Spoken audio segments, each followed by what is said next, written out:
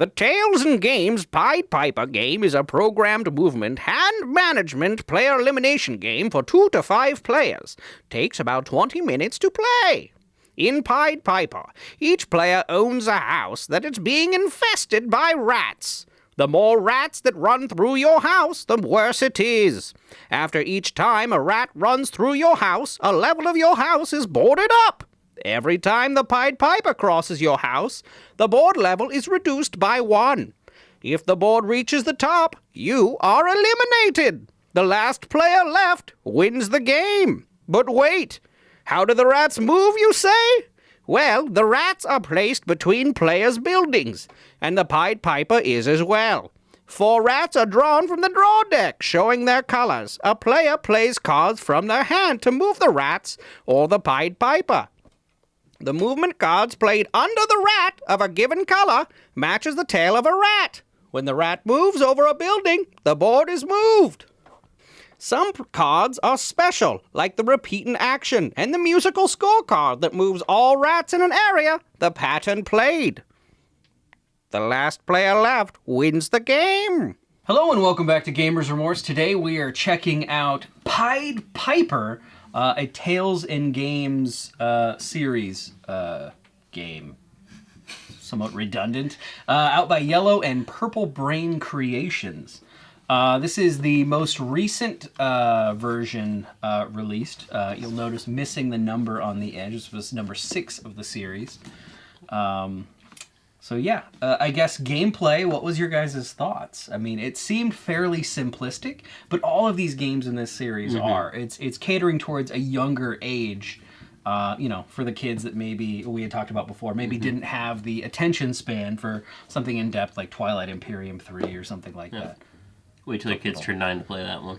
Little subtle jab. Anyway, I liked it for what it is, right? It's a beautiful game, first of all. You can see that immediately.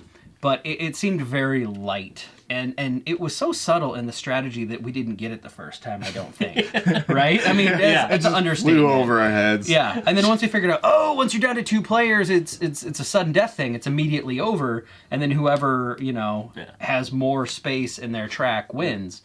After we figured that out, it's like temporary alliances and partnerships, and you're doing hand management, so you're trying to save your better cards maybe for when you really need it, for when you're leading. But overall, it seemed like a really fun game to me, but it also seemed so short that I couldn't really do a whole lot. But that's also good for the younger age audience, too. What do you guys think? It's a game that we haven't played it with 5 players yet. It plays up to 5. I think I would enjoy it with 5, but it has been well documented that I am not a fan of player elimination. True. So it'd be like, it's really fun for 5, unless you're one of the first 2 people eliminated. Right. In which case, it's like, I guess I'll go sit in a corner for 30 minutes by myself. Like Bang all over again. Yeah. But I feel like this would be quick enough to where, True. It's not going to be sitting in a corner for 30 minutes. I mean, you might be there for 5, but... Yeah. Could someone create a player elimination game that comes with a mini game that the eliminated players could play? That is not related to the game. It's just like, hey, go in the corner and play this. Maybe it comes with an app that then you can play the game against AI. Anyways, that's not at all related to the game. Yeah. So, gameplay, awesome. Next. Gameplay's good. Real light, though. Yeah. So just be forewarned on that. Great. It's an age-appropriate light game. Yeah. Yep. Let's see. Theme. I mean, it's about the Pied Piper story. You have a Pied Piper that's kind of saving you from all the rat infestation. It's interesting because it almost reminds me of the Pixar take on things, right? They might take maybe not a well-known story, but, a story and then kind of make kind of enough adjustments to kind of make it their own. This is what this felt like. I didn't feel like I was the Pied Piper, but it was faintly reminiscent of the Pied Piper story, right? It's just rats are infesting my home now. Yeah. It's interesting. Because of your neighbor. Neighbors and their rats, man. Anyway, what do you guys think of the theme? Was it there? What were you thinking? I would tend to agree that, you could kind of get, an essence of the Pied Piper, but it wasn't really fully immersive into the theme. It easily could have been something else, but I mean, I understand kind of going from like nursery rhymes and children's stories that this would be one that you could choose. So Yeah, I'm not okay. Confession. I'm not familiar with the story of the Pied Piper. What? I did not grow up on nursery rhymes. I grew up on Hardy Boys. I was that 3-year-old sitting here with a Hardy Boys book. So I don't know nursery rhymes, so I don't know what the theme is supposed to be. But I'm like, yeah, I don't want rats coming past my house. That I know, and that I was able to wrap my mind around. Fair enough. Fair enough. All right. What about graphics? That's something you know and love. Yeah, I mean, Yellow can almost do no wrong graphically. I always love Yellow's artwork. You have these houses, and we had just realized near the end of the game that each house has different artwork, which is really cool. I really liked the different kind of mouse imagery for the colored mice. I really like the mice pulls. I don't know what you want to call them. I thought those were really cool. You can have the string tail coming out. But I really enjoyed the artwork on this game. You have the fun little boarding icon with the little beady glowing eyes. But what do you guys think? Yeah, I mean, I think you said it. It rocked. That's what Yellow does. So, easy to learn. I mean, yeah, I read the rule book. I probably learned it in about 5 minutes, and then, of course, skipped some rules and went back and read more. But, I mean, I taught it to you guys in, what, a couple minutes, maybe? Yeah. it is easy to learn. However, like the intricacies, you will have to play like once through to fully understand like how it actually works. So. Yeah. And like you said, you know, the strategy went over our head the first time. Yeah. Yep, it's very subtle. And replayability. What do you guys think? I think because the duration of the game, that makes it replayable. It's a short enough game that afterwards you're like, okay, let's do that again. I want to try something else. But, I mean, it's not intended to be a game day game. You're not going to be like, hey, guys, come on over and play Pied Piper. But it's more of a filler game. It's more of a light game. It's more of a, you know, play with your kids game, family game. Yeah, it's definitely a family game. Yeah, replayability, I think it's good for maybe kids or adults that can handle player elimination. I think we touched on that before. But since it seems like such a light game, such a kid's game, such a family game, my nieces would probably not enjoy the player elimination aspect. I played Spinderella with them, and part of that is you're the spider swooping down and eliminating people's pawns, which limits how many points they can get. We were just eliminating pawns, not the entire player from playing.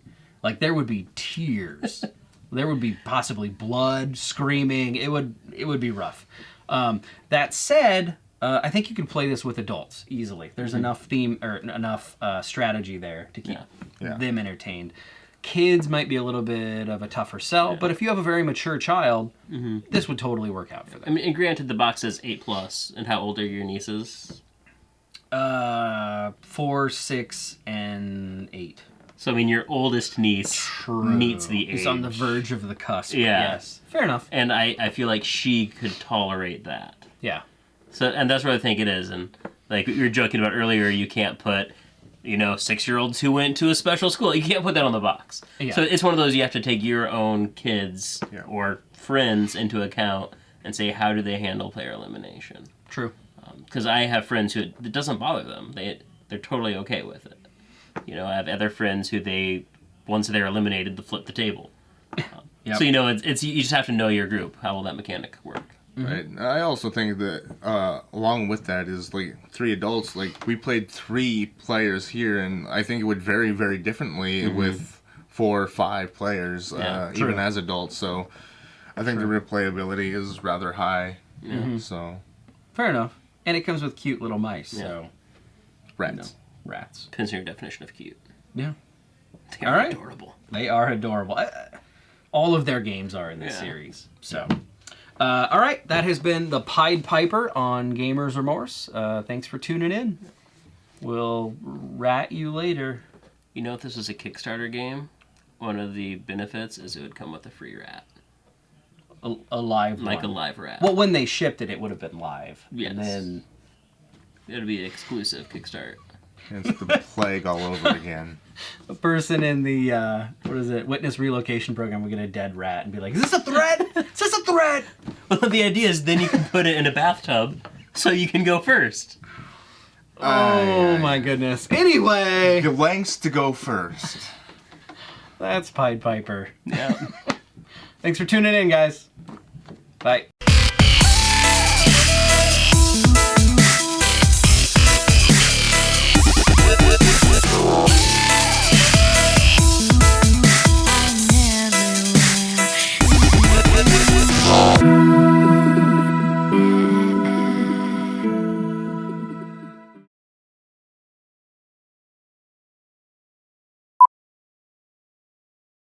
Pied Piper. Piper of Pies.